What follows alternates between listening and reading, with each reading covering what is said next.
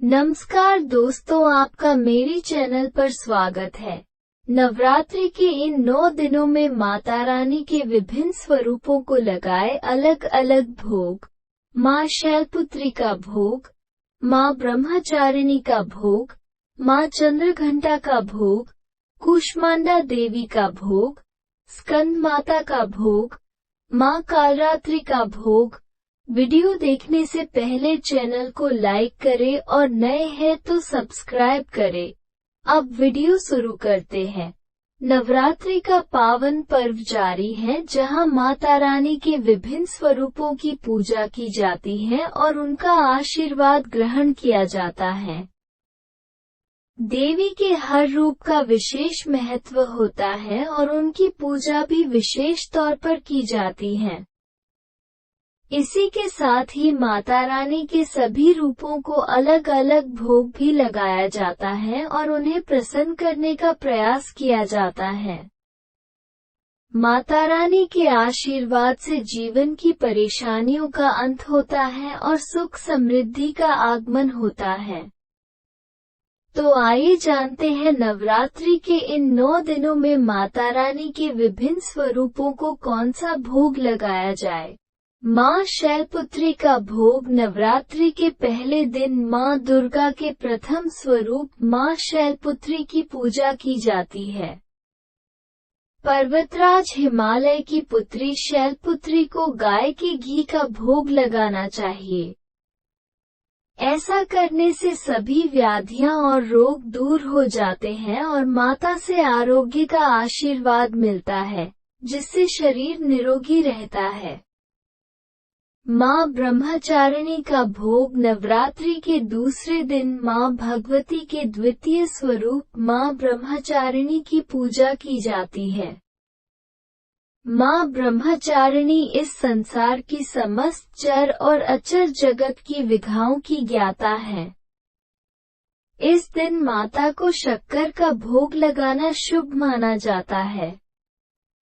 इस भोग को लगाने से परिवार में सुख शांति बनी रहती है और चिरायु का वरदान प्राप्त होता है।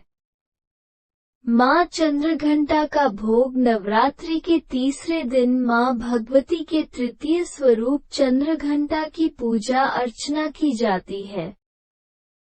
इनके मस्तक पर घंटे के आकार का अर्धचंद्र है। इस दिन माता को दूध या दूध से बनी चीजों का भोग लगाना चाहिए।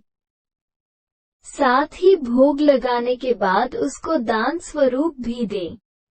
ऐसा करने से मानसिक शांति के साथ साथ परम सुख की प्राप्ति होती है।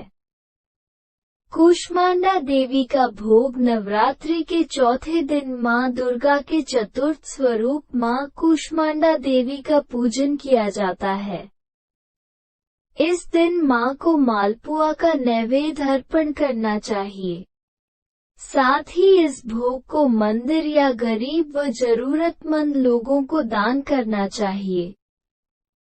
ऐसा करने से माँ बुद्धिबल का आशीर्वाद देती है और निर्णय लेने की क्षमता भी बढ़ जाती है। स्कंद माता का भोग। नवरात्रि के 5वें दिन माँ भगवती के पंचम स्वरूप स्कंद माता की विधिवत पूजा की जाती है। ब्रह्म स्वरूप सनई कुमार की माता होने के कारण इनको स्कंद माता कहा जाता है। नवरात्र के 5वें दिन केले का नैवेद्य चढ़ाना बहुत शुभ माना जाता है।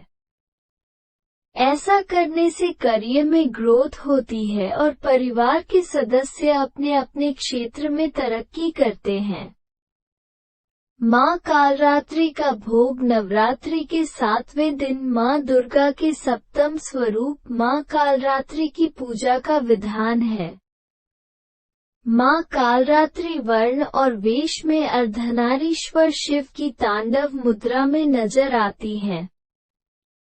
इस दिन माता को गुड़ का नैवेद्य चढ़ाएं और प्रसाद स्वरूप हर किसी को बांट दें। ऐसा करने से शत्रुओं से मुक्ति मिलती है और संकटों में माँ रक्षा भी करती हैं।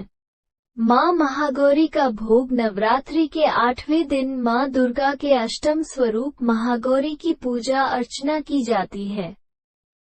इन्होंने अपनी तपस्या से गौर वर्ण प्राप्त किया था। नवरात्रि के 8वें दिन महागौरी को नारियल का भोग लगाना चाहिए। साथ ही नारियल का दान करना भी शुभ फलदायी माना गया है। ऐसा करने से माँ मनुष्य की सभी इच्छाओं की पूर्ति करती हैं। माँ सिद्धिदात्री का भोग। नवरात्रि के अंतिम दिन यानी कि 9वें दिन माँ दुर्गा के नवम स्वरूप माँ सिद्धिदात्री की विधिवत पूजा करना चाहिए। इस दिन माता को चना हलवा का भोग लगाना चाहिए। साथ ही कन्या पूजन करना चाहिए। ऐसा करने से घर परिवार में सुख शांति बनी रहती है और माता के आशीर्वाद से समृद्धि भी आती है। इस लेख में दी गई जानकारियां और सूचनाएं सामान्य मान्यताओं पर आधारित हैं। वीडियो अच्छा लगे तो लाइक करो और चैनल पर नए हैं सब्सक्राइब करें और कमेंट करें। हमेशा की रहे जय माता दी। धन्यवाद।